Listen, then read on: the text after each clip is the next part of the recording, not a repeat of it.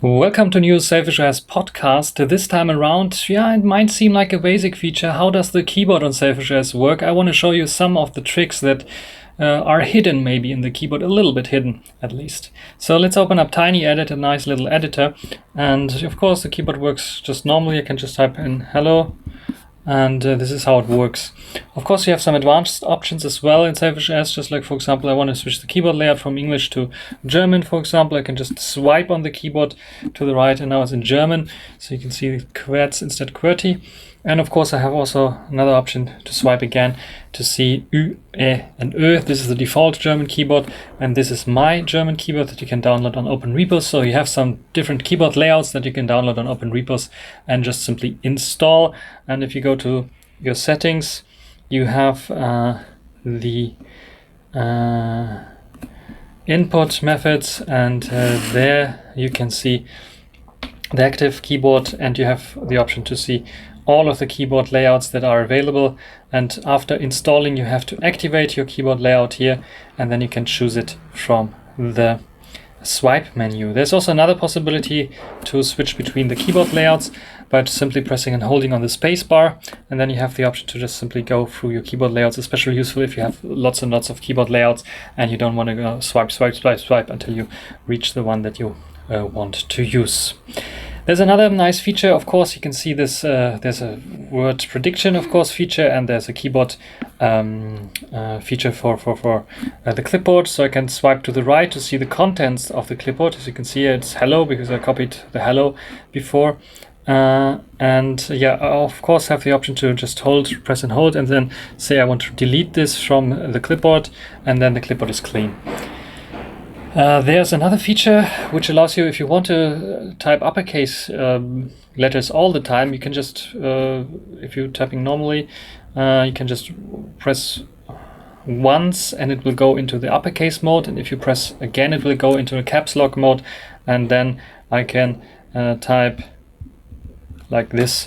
This would be the German hello, which is hallo, and it needs to be uppercase because, you know, Germans are always shouting.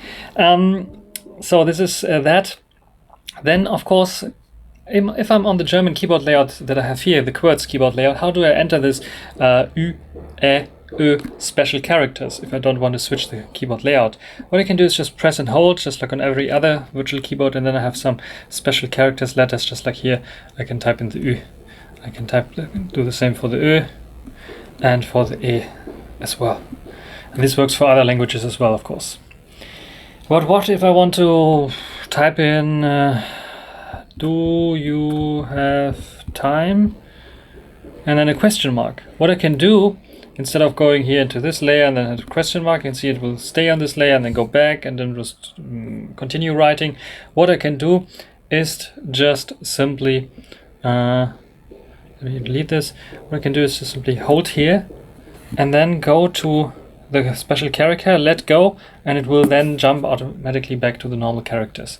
And this is especially useful, of course, if I have it in my hand. It's a lot easier to navigate then and a lot faster to type in those special characters. Those are some of the features. There's, of course, another feature, the last feature probably, hide the keyboard. Hide the keyboard. Sometimes it's useful to see more content. What you can do is just simply swipe down and the keyboard is hidden. Now to a more advanced keyboard feature is getting keyboard patches. So there is the Patch Manager application. I think I showed you once before how to use it, but if not, then just install the Patch Manager 3.0 from Open Repos.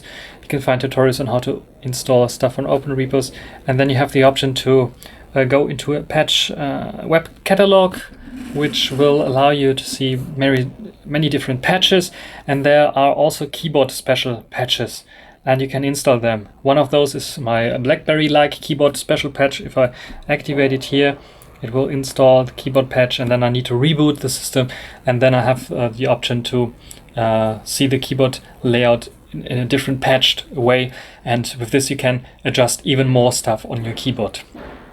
This is everything for this little video demonstration on some tips and tricks on the Yola SailfishOS keyboard. I hope you enjoyed this little video, and like, subscribe, and thanks for watching.